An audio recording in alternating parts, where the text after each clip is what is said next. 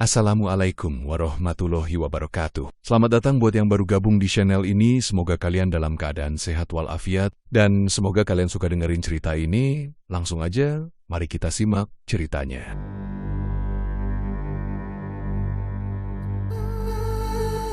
Kota itu tidak pernah benar-benar tidur. Siang ramai oleh kendaraan dan orang-orang sibuk mengejar penghidupan. Malam pun masih dipenuhi gemerlap lampu dari warung makan, kafe, dan lapak kaki lima. Persaingan di kota itu begitu ketat, siapa lambat, tersingkir, siapa tak pandai membaca pasar, akan tertinggal di tengah hiruk pikuk kota itu. Berdirilah sebuah warung kecil di sudut perempatan. Pemiliknya, seorang lelaki bernama Tony, berusia 38 tahun. Ia datang dari kampung bersama istri dan anak semata wayangnya, berharap bisa membuka usaha makanan kasil-kasilan dan perlahan menata hidup. Warung Tony menjual nasi goreng, mie rebus, dan beberapa gorengan sederhana. Harganya murah, rasanya lumayan, tapi seberapa keras pun Tony berusaha, warungnya tetap sepi. Paling-paling ada 2 atau 3 orang pembeli setiap malam. Sementara di seberang jalan, ada warung milik Pak Dirman yang tak pernah sepi pelanggan penuh. Dari sore hingga lewat tengah malam, Tony sering berdiri di depan warungnya, menatap lampu warung Pak Dirman yang terang,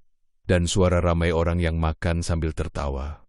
"Apa sih rahasianya orang itu?" gumamnya pelan, padahal menunya hampir sama. Bahkan, beberapa kali Tony membeli makanan di sana untuk mencicipi rasanya. Biasa saja, bahkan menurutnya terlalu asin. Tapi entah kenapa, orang-orang tetap memilih warung itu. Sementara itu, kondisi Tony makin terdesak. Uang hasil dagang hanya cukup untuk beli beras dan gas. Kadang anaknya hanya makan nasi dengan kerupuk. Dan istrinya, Wati, mulai khawatir. "Mas, kita bisa bertahan berapa lama lagi kayak gini?" "Aku juga nggak tahu, Wati, tapi aku yakin Allah nggak tidur. Aku percaya, Mas, tapi anak kita butuh susu. Kita juga belum bayar kontrakan." 2 bulan, Tony terdiam. Malam itu ia hanya duduk diam di kursi plastik, menatap jalanan sepi. Sementara di seberang, Pak Dirman terlihat sibuk mengatur parkiran motor pelanggannya. Beberapa hari kemudian, Tony mendengar kabar dari seorang pedagang gorengan tua yang mangkal tak jauh dari situ. "Pak Dirman itu dulu juga susah loh, tapi katanya sekarang dia ikut jalan lain." "Maksudnya?" tanya Tony penasaran. "Katanya sih, dia ikut pesugihan. Ada yang bilang dia pelihara kera gaib, tapi nggak tahu pasti ya. Namanya juga kabar burung." Tony hanya tertawa kecil waktu itu. Tapi malam-malam berikutnya, pikirannya mulai dihantui rasa penasaran. Apalagi setelah suatu malam, ia melihat Pak Dirman keluar rumah dengan membawa kain hitam dan sesajen, lalu berjalan ke arah pasar lama yang sudah tidak dipakai. Tony, yang kebetulan belum bisa tidur, diam-diam mengikutinya dari kejauhan. Pasar lama itu kini kosong dan gelap. Lampu jalan banyak yang mati, dan sebagian kios sudah roboh dimakan usia. Tony bersembunyi di balik tiang listrik, menahan napas saat melihat Pak Dirman meletakkan sesajen di tengah pasar, menyalakan dupa, dan mulai melantunkan sesuatu yang terdengar seperti mantra. Lalu, dari atas salah satu kios tua, mangkil bayangan besar yang melompat ringan seperti makhluk berkaki 4. Tony tak bisa melihat jelas, tapi matanya menangkap kilatan merah dari bola mata makhluk itu. "Itu, Kera," bisiknya ngeri. Pak Dirman tampak membungkuk dan seperti berbicara dengan makhluk itu. Setelah beberapa menit, ia menunduk dalam-dalam, lalu berjalan pulang seolah tak terjadi apa-apa. Tony ketakutan. Ia langsung berlari pulang dan mengunci pintu warungnya rapat-rapat. Malam itu, ia tak bisa tidur. Tapi di balik rasa takutnya, ada satu hal lain yang mulai tumbuh. Rasa iri. Kalau benar itu pesugihan, apa itu sebabnya warung dia selalu ramai? Apa aku harus ikut cara itu juga? Pagi harinya, Tony duduk termenung di teras rumah kontrakannya. Wati, istrinya, datang membawa teh hangat. "Mas, kamu kenapa?" Dari semalam kelihatan aneh. Tony tidak menjawab. Ia hanya menatap langit yang mendung dengan pikiran yang campur aduk antara iman dan godaan. Di satu sisi, ia ingin bertahan di jalan yang lurus. Tapi di sisi lain, anak dan istrinya semakin kekurangan. Dan suara itu mulai muncul dalam hatinya. "Kalau kamu tidak kuat, kamu akan hancur. Dunia ini kejam dan kamu terlalu lemah." Hari-hari berlalu dengan perasaan tak menentu bagi Tony. Sejak melihat ritual Pak Dirman di pasar tua malam itu, pikirannya terus dihantui rasa penasaran dan bisikan-bisikan dalam hati yang makin hari makin kuat. Ia mencoba tetap menjalankan warung seperti biasa, tapi hatinya mulai tak sabar melihat dagangan yang terus tak laku. Tiap malam, ia duduk termenung di kursi plastik sambil memandangi warung Pak Dirman yang selalu penuh. Kadang ia bertanya dalam hati, apa orang-orang itu nggak sadar kalau mereka makan dari hasil pesugihan. Suatu malam saat Tony sedang merapikan gerobak di samping warung, datanglah seorang pria tua tak dikenal. Pakaiannya sederhana, wajahnya kusam tapi senyumnya lebar. "Mas Tony ya?" tanya orang itu tiba-tiba. Tony agak terkejut. "Iya, Bapak siapa?" "Saya ini orang yang suka memperhatikan orang-orang yang tersudut seperti kamu," katanya pelan. Dengan nada seolah sudah mengenal Tony sejak lama, Tony menggarnier. "Maksud Bapak apa? Kamu ingin warungmu ramai seperti Pak Dirman, kan? Saya tahu caranya, tapi butuh keberanian dan keikhlasan." Tony langsung merasa merinding. Pria itu berbicara tenang, tapi ucapannya seperti menusuk hati. "I'm Naples Pelen. Kalau kamu tertarik," lanjut pria itu sambil menyelipkan secari kertas di meja, "datanglah ke tempat ini tengah malam nanti. Tapi ingat, setelah itu kamu tak akan bisa kembali jadi orang yang sama." Lalu pria itu pergi begitu saja, meninggalkan Tony yang masih bingung. Malam itu Tony tak bisa tidur. Ia duduk di atas tikar usang bersama istrinya yang sudah tertidur. Di sisi lain ruangan, ia memandangi wajah sang istri, lalu beralih pada pensi-pensi kosong di dapur. Satu persatu, suara dalam kepalanya mulai muncul lagi. "Kamu mau terus begini? Anakmu butuh makan, istrimu butuh kehidupan layak. Kamu terlalu lemah untuk bersabar. Ikuti saja, toh banyak yang melakukannya." Akhirnya, sekitar pukul 12 malam, Tony memberanikan diri mengambil secari kertas yang ditinggalkan pria misterius tadi. Tertulis sebuah alamat, Jalan Buntu, belakang Pasar Lama Gang Commission. Hati Tony langsung ciut membaca nama gangnya, tapi seperti ada yang mendorongnya. Ia mengenakan jaket dan diam-diam keluar rumah. Ia hanya menatap anak dan istrinya sebentar sebelum mengunci pintu pelan-pelan. Jalanan malam itu sepi. Hanya ada suara jangkrik dan angin yang sesekali meniup dedaunan kering di jalan. Tony berjalan menyusuri arah Pasar Lama, masuk ke gang kecil yang nyaris tak terlihat karena semak belukar menutupi ujungnya. Gang itu gelap, sempit dan sunyi. Saat ia masuk, udara di sekelilingnya terasa lebih dingin dari biasanya. Di ujung gang terlihat sebuah bangunan tua terbengkalai yang dulunya bekas kios. Cahaya lilin terlihat dari dalam. Tony menelan ludah, lalu melangkah masuk dengan hati was-was. Di dalam, pria tua yang tadi siang menemuinya sudah duduk bersila. Di depannya ada sesajen, dupa menyala, dan kain putih kotor terbentang di lantai. Di sekelilingnya tergantung topeng-topeng kayu berbentuk wajah kera. "Kamu datang juga," ucap pria itu tanpa menoleh. "Duduklah. Aku tahu kamu lelah, tapi semua kelelahan bisa berakhir asal kamu mau membayar harga." Tony duduk dengan tangan gemetar. "Apa yang harus saya lakukan?" tanyanya lirih. "Pertama-tama, kau harus buat perjanjian. Tapi ini bukan denganku. Ini dengan dia." Pria itu menunjuk ke pojok ruangan. Dari bayangan gelap muncul siluet makhluk berkaki 4, membungkuk seperti kera, dengan mata menyala merah. Ia tidak berbulu seperti hewan biasa. Tubuhnya hitam seperti arang gosong, tapi mengeluarkan hawa panas. Tony tercekat. Seluruh tubuhnya gemetar. Tapi anehnya, ia tidak bisa bergerak atau kabur. Makhluk itu perlahan mendekat, lalu berdiri dengan dua kaki seperti manusia. Dari mulutnya keluar suara parau. "Kau ingin ramai? Kau ingin dihormati? Aku bisa bantu. Tapi beri aku satu hal, darah tiap malam Jumat Kliwon. Tak harus manusia. Tapi semakin dekat denganmu, semakin cepat kekayaanmu datang." Tony tak bisa menjawab. Tapi saat makhluk itu menyentuh dahinya, pikirannya mendadak gelap. Ia seperti masuk ke dalam sebuah dunia kabur. Melihat kilatan uang, pelanggan berbondong-bondong, tumpukan makanan, dan anaknya tertawa riang makan ayam goreng di rumah baru yang mewah. "Semua bisa jadi milikmu, asal kau setuju." Dan Tony pun mengangguk. Beberapa menit kemudian Tony terbangun di trotoar depan gang. Ia terengah-engah. Di tangannya tergenggam kain putih kecil dengan simbol aneh dan sebuah batu hitam hangat. Mulutnya masih terasa pahit dan kepalanya berdenyut. Tapi anehnya, ada rasa ringan di dadanya, seperti beban telah diangkat. Ia tak sadar bahwa malam itu, ia telah resmi menjual separuh jiwanya. Keesokan paginya, Tony terbangun di rumahnya dengan kepala berat dan tubuh lelah seperti habis berlari semalaman. Ia sempat berpikir semalam hanyalah mimpi aneh akibat stres. Tapi saat ia menoleh ke meja dapur, ia melihat kain putih kecil dengan simbol aneh dan batu hitam yang hangat persis seperti yang ia genggam semalam setelah perjanjian. Tony menelan ludah. Bukan mimpi. Semua itu nyata. Ia merasa ngeri, tapi juga penasaran.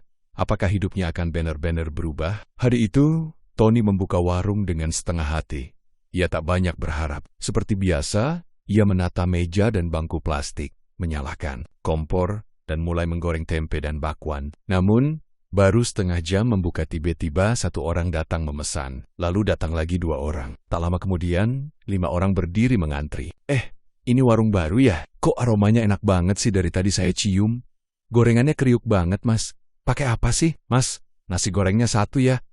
Tambahin 2 deh, buat dibungkus juga. Tony bengong. Warungnya yang biasanya seperti kuburan mendadak ramai. Belum pernah sejak ia buka warung, ia lihat semua meja penuh seperti hari itu. Bahkan ada yang rela makan sambil berdiri. Wati, istrinya, ikut kaget. Mas, ini kok ramai banget ya? Padahal resepnya nggak berubah. Tony hanya mengangguk. Dalam hati, ia tahu, ini bukan karena resep, ini karena makhluk itu malam-malam. Berikutnya, keajaiban itu terus terjadi. Bahkan makin menjadi jeti. Pelanggan datang bukan hanya dari lingkungan sekitar, tapi juga dari luar kota. Beberapa food vlogger lokal tiba-tiba datang dan mempromosikan warungnya. Dalam 2 minggu, Tony sudah bisa menyewa 2 karyawan, memperluas tempat duduk, dan memasang tenda baru. Ia pun mulai dikenal di lingkungan. Tetangga yang dulu memandang sebelah mata, kini menyapanya dengan senyum manis. Wah, Mas Tony sukses besar sekarang ya. Beda banget sama yang dulu. Mas, kalau bisa bantu promosiin warung saya juga dong. Wati senang. Aneh bis, makan enak lagi. Bahkan beli sepatu baru. Mereka mulai menyicil motor untuk antar bahan baku. Tapi di balik senyum itu, Tony menyimpan kegelisahan yang tak bisa ia ceritakan kepada siapapun. Malam Jumat Kliwon pertama sejak perjanjian tiba, Tony sempat lupa. Sampai tengah malam terdengar suara kletek-kletek di atap warung. Seperti cakar binatang, disusul bau anyir dan suara napas berat seperti geraman kera. Tony keluar warung dan melihat ke atap. Tak ada siapa-siapa. Tapi, batu hitam yang ia simpan di laci dapur terasa bergetar. Darah. Bisik itu muncul dalam pikirannya. Berikan darah. Tony panik. Ia langsung ke belakang rumah. Mengambil ayam yang biasa ia pelihara dan menyembelihnya diam-diam. Ia letakkan darahnya di wadah kecil dari batok kelapa, lalu membawanya ke depan warung dan menaruhnya di bawah pohon ketapang. Tak lama kemudian, suara aneh di atap berhenti, angin terasa kembali normal. Tony kembali masuk rumah sambil berkeringat dingin. Beberapa hari setelah itu, Tony mulai mengalami hal-hal aneh. Di dapur, kadang sendok dan garpu berpindah tempat sendiri. Panci jatuh tanpa sebab. Anaknya pernah menunjuk ke sudut dapur sambil berkata, "Ayah, ada monyet gede di situ. Matanya merah." Tony langsung membentak, "Jangan ngomong yang aneh-aneh, nak." Tapi malamnya, Tony mimpi buruk. Ia berada di tengah pasar tua, dikepung oleh banyak kera hitam yang melolong sambil tertawa. Salah satu dari mereka memegang kepala istrinya, yang menangis meminta tolong. Ia terbangun dengan jantung berdebar dan keringat dingin. Batu hitam di kamarnya menyala merah samar. Dari jendela, terdengar suara seretan dan tawa pelan.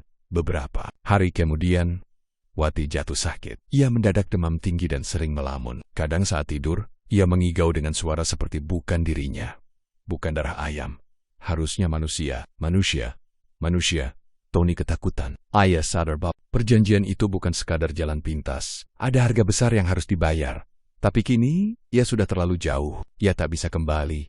Warungnya sudah sukses. Orang-orang mengidolakannya. Namun di balik semua itu, keluarganya mulai hancur perlahan. Dan pada malam Jumat Kliwon berikutnya, suara itu datang lagi. Kali ini lebih keras, lebih dekat. "Kau sudah tahu syarat selanjutnya. Beri aku tumbal manusia, atau keluargamu yang akan kuambil." Tony terduduk lemas di pojok warung. Keringatnya mengalir. Warungnya ramai, tapi hatinya sepi. Penuh ketakutan, ia telah membuat kesalahan besar. Pagi itu, kota kembali sibuk seperti biasa. Orang-orang berlalu lalang, kendaraan berseliweran, dan aroma sarapan dari berbagai warung memenuhi udara. Warung Tony pun tak kalah sibuk. Pelanggan datang silih berganti, memesan nasi goreng, mie, tek-tek, gorengan, sampai es teh manis jumbo. Dari luar, semua tampak sempurna. Tony bahkan mulai disebut-sebut sebagai Raja Kaki Lima di kawasan itu. Para pemuda mengidolakan kegigihannya. Beberapa media lokal mulai melirik kisahnya. Senu. Orang kagum, tapi tidak ada yang tahu bahwa tiap malam Jumat Kliwon, Tony menggigil ketakutan di dalam kamar, bahwa setiap senyum dan tawa pelanggan dibayar dengan ketakutan, dan darah Wati, istrinya, masih belum sembuh benar. Badannya sering panas dingin, dan tatapannya kadang kosong. Ia mulai sering duduk termenung di pojok dapur sambil menggenggam tasbih yang sudah usang.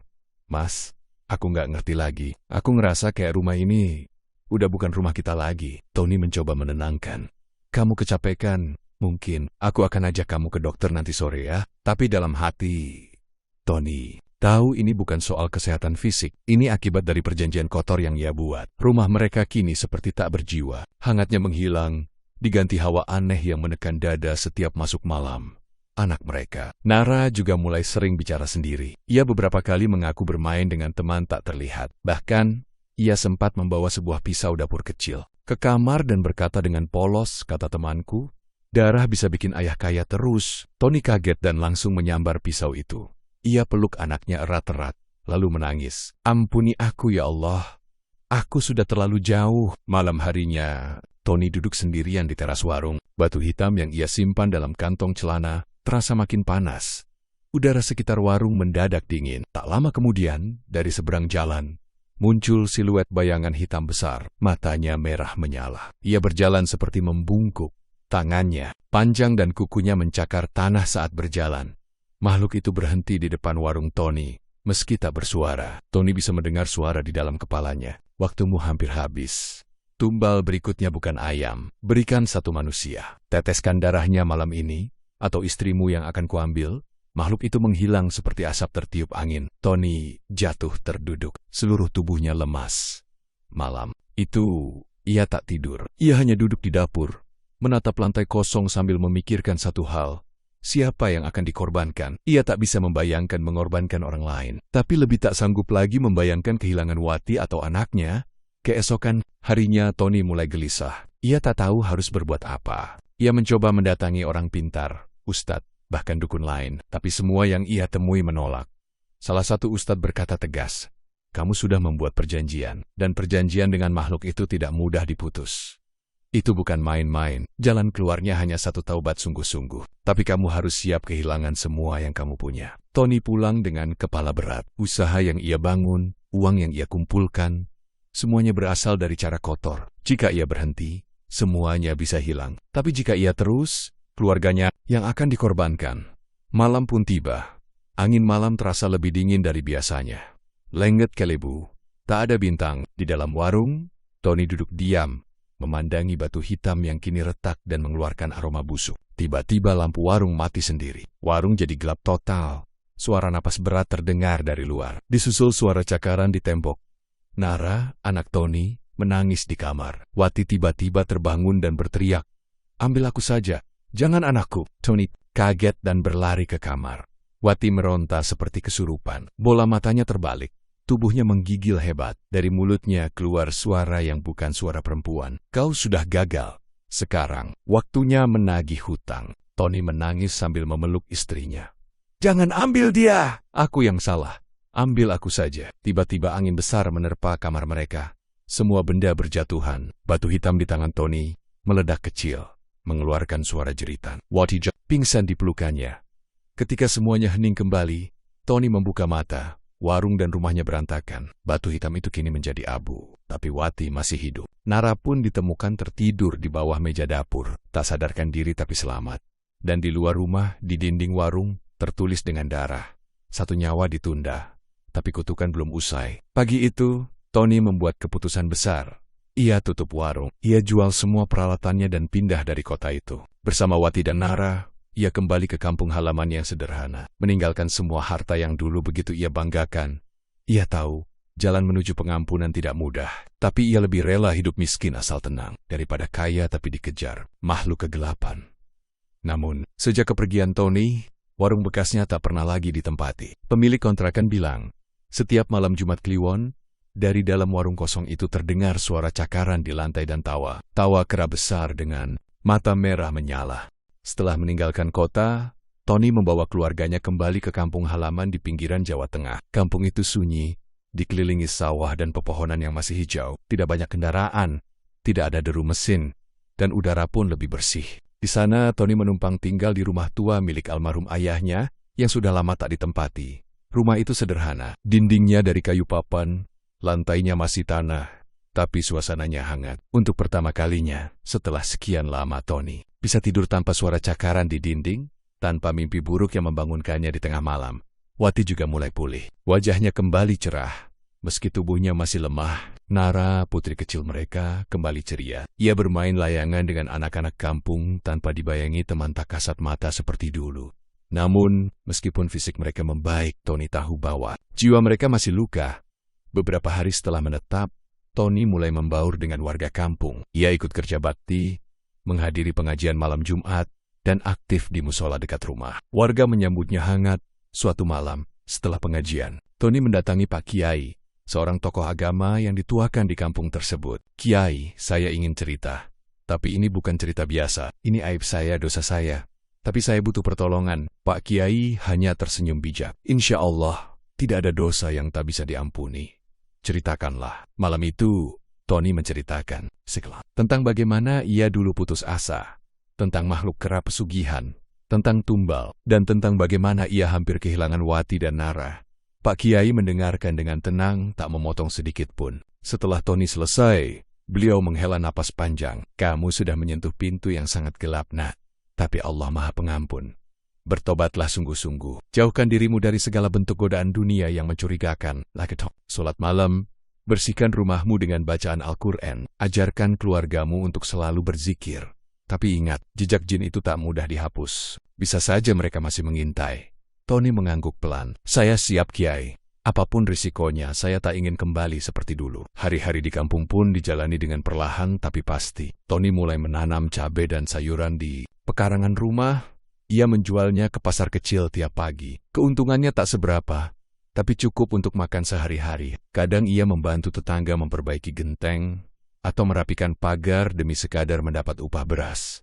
Namun Tony tak mengeluh. Ia justru merasa tenang. Wajahnya yang dulu penuh tekanan kini tampak lebih damai. Bahkan, di malam-malam tertentu, ia mengisi ceramah kecil di musola tentang bahaya tergoda jalan pintas menuju kekayaan. "Saya dulu hampir kehilangan keluarga karena tergoda cepat kaya. Tapi ternyata, kekayaan yang bukan dari Allah hanya menambah utang dosa." Warga kampung pun mulai menaruh hormat pada Tony.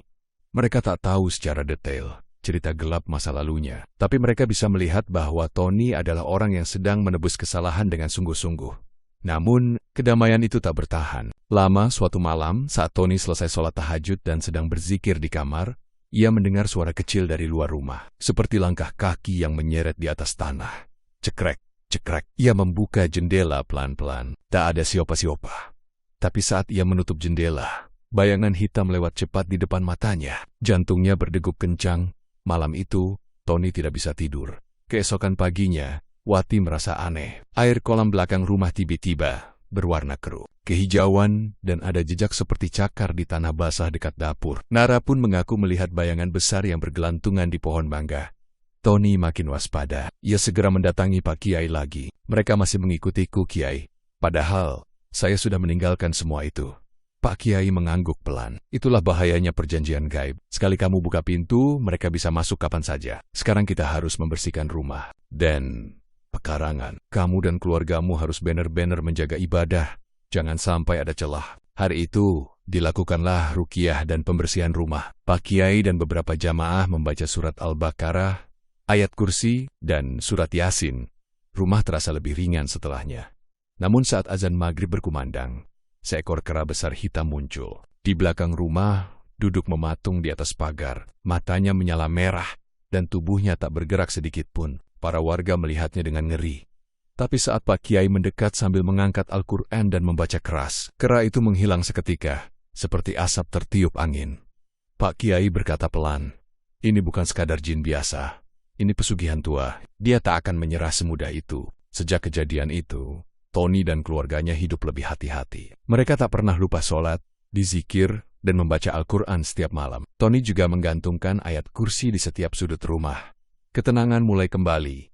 Meski Tony sadar, makhluk itu belum sepenuhnya pergi. Ia mungkin hanya bersembunyi, menunggu celah, menunggu kelemahan. Tapi Tony tidak takut lagi. Ia sudah memilih jalan yang benar. Walaupun panjang, walaupun penuh cobaan, ia percaya lebih baik hidup miskin di dunia daripada kaya tapi dibakar di akhirat.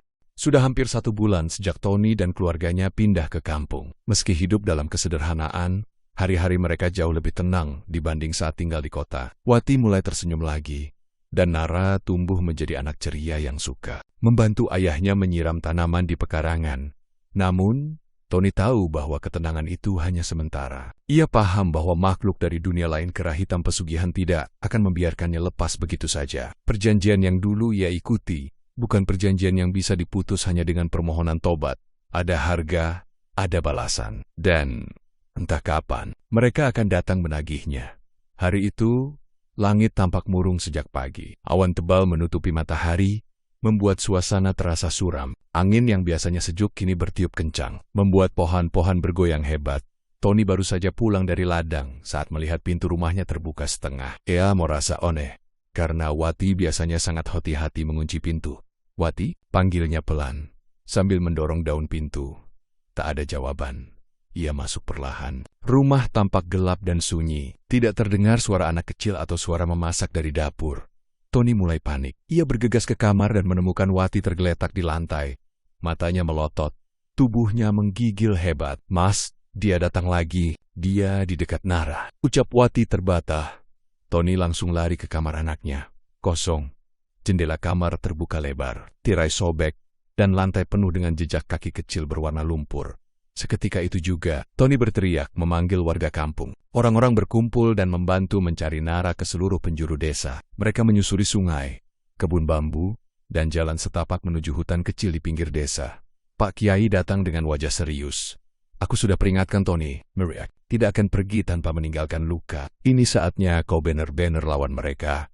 Bukan hanya dengan rasa takut, tapi dengan iman yang kau genggam sampai mati." Menjelang malam, hujan deras mengguyur kampung. Tony duduk di musola dengan baju basah, wajahnya pucat. Tiba-tiba seorang anak kecil berlari datang dari arah jalan sempit.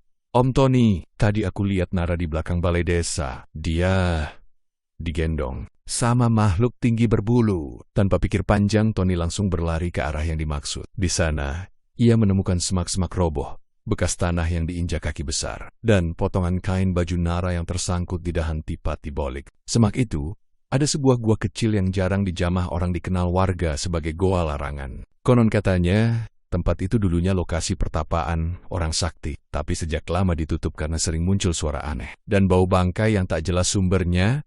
Tony menggenggam batu kecil yang diberikan Pak Kiai beberapa minggu lalu. Dayuk ayat kursi, batu itu hangat saat disentuh, seolah bereaksi pada energi gaib di sekitar. Dengan satu langkah penuh keberanian, Tony masuk ke dalam gua. Gelap, pengap, bau busuk menyengat. Di dalam, ia melihat lilin-lilin menyala merah dan simbol-simbol pesugihan diukir di dinding. Di tengga gua, Nara duduk termenung dengan mata kosong. Di belakangnya, berdiri sosok kera besar berbulu hitam, tinggi 2 kali manusia dewasa, matanya menyala merah, dan lidahnya menjulur panjang seperti ular. Makhluk itu menatap Tony dan menggeram pelan. "Kau melanggar janji. Kau pergi tanpa izin. Sekarang aku ambil yang paling berharga darimu." Tony berdiri gemetar. Tapi kali ini, bukan karena takut, tapi karena marah. "Aku tak akan biarkan kau sentuh anakku," bentaknya. Makhluk itu tertawa. Suaranya menggema dan membuat batu-batu di atas gua bergetar. Tony lalu mengangkat batu ayat kursi itu dan membacakan doa dengan keras. "A'udzubillahi minasyaitonir rajim. Bismillahirrahmanirrahim. Allahu ilaha." Makhluk itu meraung keras. Api muncul dari tubuhnya. Gua itu mulai berguncang. Tony terus membaca dengan suara makin lantang. Batu ayat kursi di tangannya membara, lalu pecah menjadi cahaya terang yang menyilaukan. Cahaya itu menyelimuti gua, dan suara makhluk itu berubah menjadi jeritan panjang yang memekakan telinga, lalu hening saat Tony membuka mata. Ia sudah berada di luar gua, basah kuyup dan dipenuhi lumpur. Di pelukannya, Nara menangis dan memeluk lehernya erat. "Ayah, maaf, aku takut." "Tidak apa-apa, nak. Ayah di sini. Ayah tak akan biarkan siapapun menyakitimu lagi." Orang-orang desa berdatangan, membawa obor dan selimut. Pak Kiai datang dan memeluk Tony. "Kau sudah memilih jalan yang benar. Tapi ingat, pertempuran belum usai. Dunia ini akan selalu penuh godaan, tapi imanmu lah yang menentukan kau selamat atau tersesat." Sejak malam itu, Tony benar-benar berubah. Ia bukan hanya pedagang, tapi juga jadi pelindung bagi keluarga dan lingkungannya. Ia belajar agama dengan lebih dalam, memperkuat ibadah, dan menanamkan nilai-nilai keimanan pada anak-anak desa. Dan walau kadang masih terdengar suara aneh dari hutan jeritan kera, suara cakaran di malam hari, Tony tak gentar lagi. Ia tahu, selagi ia istiqomah, selagi ia berserah kepada Allah, setan sekuat apapun tidak akan bisa menguasai hati yang teguh. Sejak kejadian malam di gua larangan itu, kehidupan Tony perlahan berubah arah. Ia bukan lagi sekadar mantan pedagang gorengan. Bukan hanya seorang ayah atau suami, ia menjadi seseorang yang dipandang sebagai penuntun oleh warga desa. Ia telah selamat dari cengkeraman pesugihan. Itu bukan hal yang biasa. Banyak orang yang terseret, tapi sedikit yang bisa keluar. Apalagi selamat bersama keluarga, orang-orang di kampung mulai berdatangan. Ada yang diam-diam meminta nasihat. Ada pula yang mengaku sedang tergoda menggunakan jalan cepat agar usahanya ramai. Mas Tony, jujur saya udah capek. Dagangan sepi terus. Saya dengar kalau ke Gunung Kemukus bisa dapat berkah dagang. Tapi saya ragu. Saya tahu rasanya, kata Tony dengan tenang. Dulu saya juga tergoda, tapi percayalah. Makin kau dekat pada jalan itu, makin jauh kau dari hidup yang sebenarnya. Ia tidak menggurui. Ia tidak sok suci, tapi kisah hidupnya cukup kuat untuk menjadi peringatan. Tony mulai lebih sering aktif di musola. Ia ikut dalam kegiatan remaja masjid, mengisi kajian ringan, bahkan membantu membangun perpustakaan kecil dari sumbangan warga. Ia juga mulai membuka warung. Kecil-kecilan lagi, bukan untuk kaya, tapi sekadar memenuhi kebutuhan hidup. Kali ini, ia berjualan wedang jahe dan gorengan sederhana di depan rumah, dibantu Wati dan Nara. Anehnya, meski tanpa promosi, warungnya selalu cukup ramai. Bukan meledak seperti dulu, tapi cukup. Cukup untuk hidup, cukup untuk bersyukur, katanya, sambil tersenyum kepada pelanggan. Warga sering berkata, kalau makan di sini, rasanya beda, kayak ada berkahnya. Dan Tony hanya menjawab, karena sekarang semua ini halal. Datangnya dari Allah, bukan dari makhluk lain. Namun bukan berarti Tony sepenuhnya lepas dari bayangan masa lalu. Kadang, saat malam sunyi dan angin bertiup, pelan, ia masih bisa mendengar suara lirih dari kejauhan. Suara tawa kera, suara cakar mencakar batu. Suatu malam, saat Nara tidur lebih awal dan Wati sedang mencuci piring, Tony duduk sendirian di beranda rumah. Ia menatap langit gelap yang dipenuhi bintang. Tiba-tiba, suara ranting patah terdengar dari balik kebun pisang. Dari balik bayangan pohon, muncul sosok gelap. Tapi kali ini, bukan kera besar itu. Seseorang berkerudung hitam, wajahnya tertutup. Kau pikir kau sudah bebas? Pesugihan bukan sekadar perjanjian, itu warisan. Kalau kau selamat, maka anakmu yang akan jadi incaran. Tony langsung menggenggam tasbihnya dan membaca ayat kursi keras-keras. Sosok itu terdiam, lalu menghilang dalam kabut tipis. Setelah kejadian itu, Tony tak tidur semalaman. Ia menulis surat untuk dirinya sendiri. Kalau suatu saat aku lengah, ingatkan aku bahwa ketenangan ini dibayar dengan air mata, darah, dan nyawa yang hampir melayang. Jangan ulangi dosa yang sama. Beberapa waktu kemudian, kabar tentang Tony menyebar ke desa-desa sekitar. Banyak orang yang dayam-dayam datang untuk meminta bantuan, terutama mereka yang sudah terlanjur masuk ke dunia pesugihan tapi ingin keluar. Tony tak merasa hebat. Ia hanya berbagi apa yang ia alami. Ia selalu menyarankan mereka untuk datang ke ulama atau kiai terdekat. Ia hanya jembatan, bukan penyelamat. Saya bukan siapa-siapa. Saya cuma orang bodoh yang pernah hampir kehilangan segalanya. Namun dari situ, Tony mulai dikenal sebagai orang yang bisa dipercaya. Ia diundang untuk berbicara dalam majelis kecil, diajak berbagi kisah ke pesantren remaja. Bahkan ada stasiun radio lokal yang mengangkat kisahnya sebagai serial hijrah dari kegelapan. Sampai suatu hari, seorang pemuda dari kota datang. Wajahnya lusuh, matanya cekung dan tangan gemetar. Namanya Rio. Ia mengaku sudah terikat perjanjian pesugihan sejak 2 tahun lalu. Awalnya saya cuma mau dagangan laris, tapi sekarang mereka minta nyawa anak saya sebagai ganti. Rio menangis di hadapan Tony. Apa saya masih bisa diselamatkan? Tony menatap matanya dan berkata, kalau kamu benar-benar niat berubah, semua bisa diperjuangkan, tapi kamu harus siap kehilangan segalanya. Rio mengangguk. Don malam. Tony mengantar Rio ke rumah Pak Kiai. Sebuah perjalanan panjang dimulai bagi pemuda itu persis seperti yang pernah Tony jalani dulu. Malam-malam setelah itu, Tony semakin yakin bahwa dirinya punya tugas baru di dunia ini. Bukan lagi sebagai pedagang, tapi sebagai penanda jalan. Agar orang lain tidak masuk ke lubang yang dulu menelannya, ia menulis di sebuah kertas kecil dan menempelkannya di tembok depan warungnya. Hidup ini bukan soal cepat kaya, tapi soal bagaimana pulang dengan selamat. Jangan pernah tukar jiwa untuk dunia. Dan warungnya pun tetap ramai. Tak seramai dulu, tapi selalu cukup. Cukup untuk makan, cukup untuk berbagi. Dan yang paling penting, cukup untuk bahagia tanpa rasa takut. Beberapa bulan berlalu sejak Tony membantu Rio keluar dari jeratan pesugihan. Kampung tempat Tony tinggal kini mulai dikenal sebagai kampung yang menolak pesugihan dan kekuatan gaib lainnya. Warga lebih religius, musola ramai tiap malam, dan anak-anak muda banyak yang mulai ikut pengajian. Tony dan Pak Kiai merasa senang melihat perubahan ini. Mereka percaya benteng iman yang kuat adalah satu-satunya cara melawan godaan kekayaan instan yang menyesatkan. Namun di balik semua itu, bahaya baru sedang mengintai. Suatu malam, Tony sedang membantu Pak Kiai menyusun rak buku baru untuk perpustakaan musola, ketika seorang pemuda bernama Darto datang dengan wajah cemas. "Pak Tony, ada yang aneh belakangan ini." "Kenapa tuh?" tanya Tony sambil meletakkan palu. "Di kampung sebelah, ada warung baru yang langsung laris besar.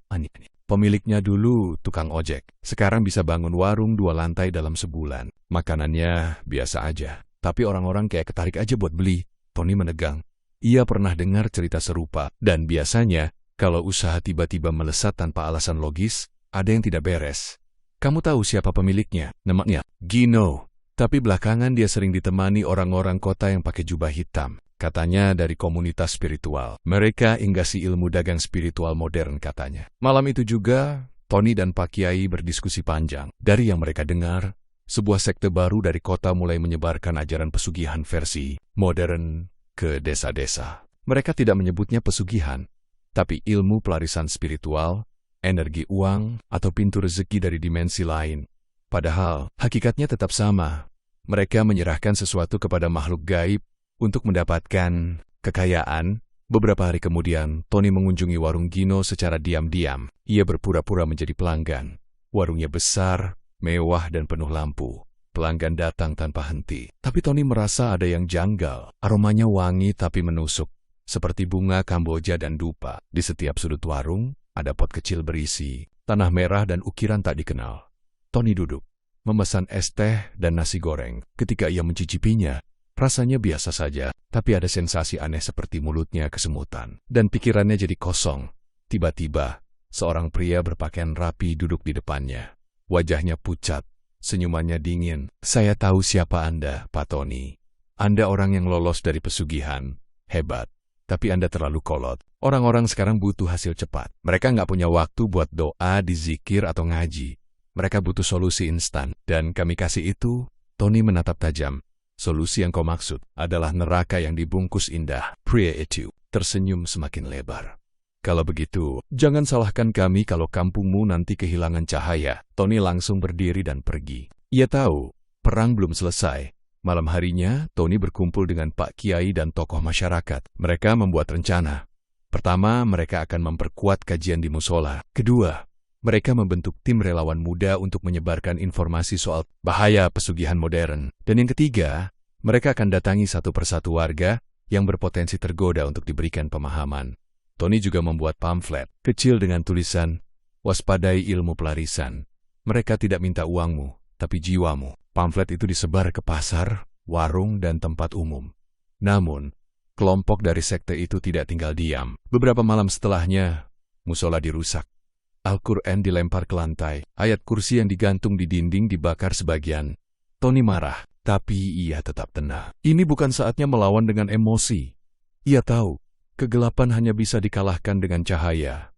Puncaknya, pada malam Jumat terakhir di bulan itu, kampung Tony tiba-tiba gelap gulita. Listrik mati, angin berhembus kencang, orang-orang mulai resah. Dari keyohan, terdengar suara seperti iringan gamelan pelan, tapi disertai tawa dan suara binatang aneh. Tony segera menuju musola bersama beberapa warga. Di sana, ia melihat puluhan obor menuju kampung. Di tengah barisan itu, terlihat Gino dan beberapa orang berseragam jubah hitam. Mereka datang bukan hanya untuk berdagang. Mereka ingin mengambil alih kampung itu. Tony berdiri di halaman musola, membawa Al-Quran dan pengeras suara. Ia membaca lantang, "Auzubillahi minasyaitonir rajim. Bismillahirrahmanirrahim. Allahu la ilaha illa huwal hayyul qayyum." Suaranya menggema ke seluruh kampung. Dari dalam rumah Rama, warga keluar membawa lampu minyak, mushaf, dan doa. Mereka bersama-sama membaca ayat kursi, Yasin, dan surat-surat pendek. Langit yang tadinya gelap berubah terang. Yang menggumpal perlahan sirna, kelompok sekte itu terpaku. Mereka tampak kesulitan berdiri. Salah satu dari mereka roboh dan berteriak kepanasan, seperti terbakar oleh ayat suci.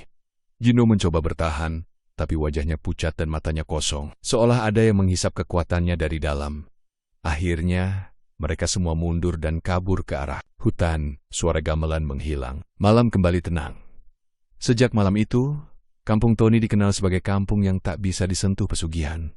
Warga makin kompak menjaga iman. Para pemuda jadi lebih giat belajar agama dan mengaji. Dan Tony, dia tetap Tony. Masih jualan gorengan dan wedang jahe. Tapi kini, ia juga jadi penjaga kampung dari kegelapan. Ia tahu, mereka mungkin akan kembali. Dengan cara lain, dengan wajah lain, tapi selama warga bersatu dan tetap dekat pada Allah, tak ada kegelapan yang bisa bertahan di tempat yang terang. Malam itu hujan deras mengguyur kampung. Angin menerpa jendela dengan keras, menciptakan bani-banian seperti ketukan dari dunia lain. Di dalam rumah, Tony duduk memandangi jendela dengan pandangan kosong. Sudah seminggu sejak malam kedatangan sekte pesugihan, dan meski mereka berhasil mengusirnya, Tony merasa bahwa belum semuanya selesai. Ada yang masih menggantung di pikirannya. Ia merasa diawasi. Kadang, saat bangun tengah malam untuk sholat tahajud, ia mendengar suara pelan dari loteng rumah, atau bayangan bergerak cepat di belakang tirai, tapi tiap diperiksa, tak ada siapapun. Pagi itu, Tony bangun lebih pagi dari biasanya, tapi rumah terasa sangat sepi. Ia memanggil Wati, Nara, tak ada jawaban. Ia pergi ke kamar dan mendapati Wati sedang duduk di ranjang, menatap lurus ke dinding dengan mata merah. Nafasnya cepat, wajahnya pucat. Di sampingnya, Nara duduk memeluk lutut, ketakutan. Wati, kamu kenapa? Tanya Tony. Sambil mendekat, Wati menoleh perlahan, dan di matanya, Tony tak melihat istrinya seperti biasa. Matanya kosong, datar, lalu ia berbicara pelan. Mereka datang ke mimpiku. Mereka bilang aku dan Nara masih punya utang, dan kamu belum lunas. Tony terget. Ia memeluk Wati dan mulai membaca doa di telinganya. Tapi tubuh Wati menegang dan mendorong Tony dengan kekuatan yang tak wajar. Nara menanggus. Ayah Ibu, Beraba. Hari itu, Tony segera memanggil Pak Kiai. Setelah diperiksa dan diruqyah, Wati muntah cairan hitam kental yang sangat bau. Dalam proses itu, Pak Kiai menemukan sebuah jarum emas tersembunyi di bawah kasur mereka. Ada kain kecil berisi tulisan aneh yang sudah gosong sebagian. Pak Kiai berkata dengan wajah serius, "Ini santet kiriman dari seseorang yang kenal dekat dengan keluargamu. Bisa jadi Gino masih bergerak, tapi lewat jalur sihir tingkat tinggi." Tony langsung teringat pada satu hal. 2 minggu lalu, Gino memang datang secara sembunyi-sembunyi ke kampung. Ia sempat meminta maaf kepada Tony, bahkan membawa bingkisan makanan dan meminta damai. Tony, dengan hati terbuka, menerimanya. Tapi, ia tidak tahu bahwa niat Gino bukan berdamai, melainkan menanam bibit kehancuran dari dalam. Sejak hari itu, suasana rumah Tony berubah drastis. Wati jadi sering menyendiri. Kadang dia duduk berjam-jam di dapur tanpa suara. Nara mulai menggambar hal-hal aneh, gambar orang bertanduk, gambar rumah yang terbakar, gambar ayahnya terkunci dalam sangkar. Tony mulai resah. Ia merasa seperti kembali ke masa gelap dulu. Namun kali ini, bukan warungnya yang diincar, tapi keluarganya. Suatu malam, saat Tony sedang istirahat di ruang tengah, Wati tiba-tiba bangun dan berjalan ke arah sumur tua di belakang rumah. Ia membawa pisau dapur. Nara yang melihat ibunya keluar langsung membangunkan ayahnya. "Ayah, ibu keluar bawa pisau." Tony berlari ke belakang rumah, menerobos hujan dan lumpur. Di sana, ia melihat Wati berdiri di pinggir sumur, mengangkat pisaunya tinggi-tinggi. "Mereka bilang kalau aku potong tangan ini, semua akan selesai," teriaknya. Tony langsung memeluknya dari belakang, menjatuhkan pisau itu. "Wati, sadarlah, ini bukan kamu. Ini mereka yang mencoba menghancurkan kita." Wati menangis sejadi-jadinya. Ia berteriak-teriak, menyebut nama-nama aneh yang tak dikenal. Seolah dalam dirinya, ada suara lain yang mengendalikan. Malam itu, Pak Kiai datang lagi. Ia bawa air ruqyah minyak zatan dan selembar kain putih. Rumah Tony dikunci rapat. Bacaan doa mengalun sepanjang malam, sementara di luar, hujan dan angin seakan mencoba menembus pertahanan mereka. Keesokan paginya, suasana rumah mulai tenang. Wati bisa tersenyum kecil meski tubuhnya lemas. Tapi Tony tahu, perang belum selesai. Ia datang ke rumah Pak Lurah. Ia minta izin untuk mengumpulkan warga. Bukan hanya dari kampungnya, tapi juga dari kampung-kampung sekitar. "Ini bukan cuma soal saya, Pak. Gino dan kelompoknya tidak akan berhenti sampai semua desa ini ikut jalan mereka." Pak Lurah setuju. Dalam waktu 3 hari, Tony bersama para pemuda mengadakan majelis anti pesugihan dan sihir gelap. Dihadiri oleh lebih dari 300 orang dari berbagai desa. Di acara itu, Tony menceritakan kembali kisah hidupnya dari awal hingga malam saat istrinya hampir terjun ke sumur. Tony berdiri di atas panggung kecil sambil memegang mikrofon. Suaranya tegas, penuh emosi. Saya tahu rasanya ingin cepat sukses. Saya tahu rasanya dicemooh karena miskin. Tapi percaya saya, jalan cepat itu ujungnya kehancuran. Saya hampir kehilangan istri, hampir kehilangan anak, hampir kehilangan nyawa. Hanya karena tergoda kemewahan semu, orang-orang terdiam. Ada yang menangis. Ada yang menggenggam tangan anaknya Aratorat. Tony lalu mengangkat tangan dan berkata, "Hari ini, saya dan warga di sini memutus semua pengaruh pesugihan. Kita lawan, kita usir, kita bersihkan kampung ini dari godaan setan." Sejak hari itu, semangat baru tumbuh di antara warga. Pos ronda dibangun kembali. Setiap malam Jumat, musola penuh dengan orang yang membaca Yasin bersama. Anak-anak muda diajak ikut pengajian, dan rumah Tony dijadikan pusat dakwah kecil-kecilan. Namun, satu hal yang belum diketahui Tony, Gino belum menyerah dari keyohan. Di sebuah rumah kosong di kota, Gino duduk di atas lantai penuh lilin dan kemenyan. Di depannya, tergambar wajah Tony dan keluarganya dalam cermin hitam. Kalau mereka tidak bisa dihancurkan dari luar, maka akan aku tumbuhkan iblis di hati anaknya. Ia tersenyum dingin, lalu meniup api kecil dalam cermin itu. Malam itu, langit tampak tenang. Bintang-bintang bertaburan seperti biasa, dan angin yang berhembus pun sejuk. Tapi di dalam rumah Tony, ada ketegangan yang tak kasat mata. Sudah 2 malam berturut-turut, Nara mengalami mimpi buruk yang sama. Ia melihat seekor kera besar membisikkan sesuatu di telinganya sambil menunjuk ke arah ayahnya. "Ayahmu utang pada kami, kamu gantinya. Kalau kamu ikut kami, kamu akan punya semuanya. Mainan, baju baru, sekolah mahal. Asal kamu jangan percaya lagi sama doa-doa itu." Dan setiap kali bangun Nara menenggul. Ia tak bisa menjelaskan dengan jelas. Hanya bilang, "Ada yang mau ajak aku pergi, Ayah." Tony mulai sadar mereka sekarang menyerang melalui mimpi, membawa Nara ke Pak Kiai.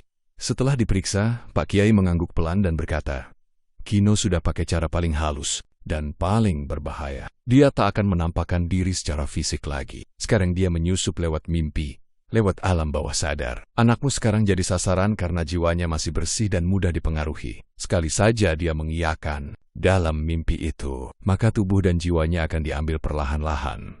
Tony pucat. Wati menatap suaminya dengan panik. "Terus, apa kita bisa selamatkan Nara?" Pak Kiai mengangguk. "Bisa, tapi kalian harus berjuang bukan hanya secara lahir tapi juga batin. Kita akan bantu dengan doa dan ruqyah. Tapi sebagai orang tua, kalian juga harus kuat. Karena kegelapan paling sering menang saat keluarga saling menjauh." Di malam Jumat itu, Tony dan Wati tidak tidur. Mereka duduk di samping tempat tidur Nara yang sudah tertidur lelap setelah dibacakan ayat-ayat suci. Di sekitar rumah, warga menjaga dengan dizikir berjamaah. Musola tak berhenti memutar lantunan Al-Quran. Namun, ketika jarum jam menunjuk pukul 2 dini hari, tubuh Nara mulai menggeliat. Keningnya berkeringat dan mulutnya bergumam pelan. Ia sedang bermimpi. Dan pertarungan dimulai di alam lain. Dalam mimpinya, Nara berada di sebuah taman bermain yang sangat indah. Mainan mengkilap, boneka besar berjejer, dan anak-anak tertawa riang. Di tengah taman itu, berdiri seorang pria tampan berpakaian putih dengan senyum lembut. "Halo Nara, ayo sini main. Kamu bisa punya semuanya di sini. Ayah dan ibumu nggak akan marah. Bahkan mereka juga bisa datang kalau kamu mau." Nara hampir melangkah. Tapi tiba-tiba, suara ayahnya terdengar lirih dari kejauhan. "Nara, jangan ikuti mereka. Ingat siapa kamu. Ingat doa ayah dan ibu." Seketika, taman itu berubah menjadi gelap. Pria tampan tadi berubah menjadi Gino, dan di belakangnya muncul kera raksasa yang tertawa menggelegar. "Kamu anak dari orang yang berutang. Sudah waktunya kamu jadi milik kami." Nara tapi tanah di bawahnya berubah menjadi lumpur hitam. Ia nyaris tenggelam. Di saat itulah, dari langit mimpi, cahaya putih turun perlahan. Di dalam cahaya itu, berdiri sosok ayah dan ibunya, memanggilnya sambil mengulurkan tangan Nara. "Kamu, cukup bilang satu kata. Bilang, aku milik Allah, dan kau akan bebas." Nara menutup mata dan dengan sisa keberaniannya ia berteriak, "Aku milik Allah." Di dunia nyata, tubuh Nara bergetar keras. Suara-suara aneh terdengar dari luar rumah. Angin tiba-tiba berputar hebat, lampu padam, tapi suara dizikir di musola terus mengalun, seolah menahan semua itu. Tony memeluk anaknya erat, terus membaca ayat kursi di telinganya. Dan tiba-tiba Nara menarik napas panjang dan membuka mata. Ayah, suaranya pelan. Iya nak, ayah di sini, aku nggak mau ke taman itu. Aku nggak mau kaya kalau harus ninggalin ayah dan ibu. Tony Wati memeluk mereka. Berdua, malam itu, keluarga kecil itu menang dalam peperangan terbesar mereka. Beberapa hari kemudian, Ino menghilang. Warga kota menemukan rumahnya kosong. Di dalamnya hanya ada cermin pecah, simbol-simbol terbakar, dan boneka kecil dengan wajah Tony yang sudah hangus. Tak ada kabar kemana ia pergi. Sebagian orang bilang, ia tewas dibakar makhluk pesugihan sendiri karena gagal memenuhi janji. Ada juga yang bilang ia masih hidup, tapi tersembunyi, menunggu saat untuk kembali. Tapi Tony tak peduli. Ia sudah membentengi Kellywood, bukan dengan pagar tinggi atau senjata, tapi dengan iman, doa, dan kasih sayang yang tak bisa diganggu oleh makhluk manapun. Kampung itu kini dikenal sebagai tempat yang selamat dari segala bentuk pesugihan dan sihir hitam. Tony tetap berjualan dengan sederhana, sambil mengajarkan anak-anak muda tentang bahaya pesugihan dan pentingnya bersyukur dalam hidup. Warga sering berkata, dulu dia hampir kehilangan semuanya. Sekarang dia menjaga semuanya. Dan saat malam-malam sunyi datang, Tony sering duduk di beranda, memandang langit, lalu berbisik dalam hati, "Ya Allah, jangan biarkan aku terpesona lagi pada dunia, sampai lupa tujuan akhir hidupku." Terima kasih buat kalian semua yang sudah setia dengerin cerita ini. Semoga kalian sehat selalu, panjang umur, tambah rezekinya, dan makin sukses. Ambil sisi baiknya dan buang sisi buruknya. Wassalamualaikum warahmatullahi wabarakatuh.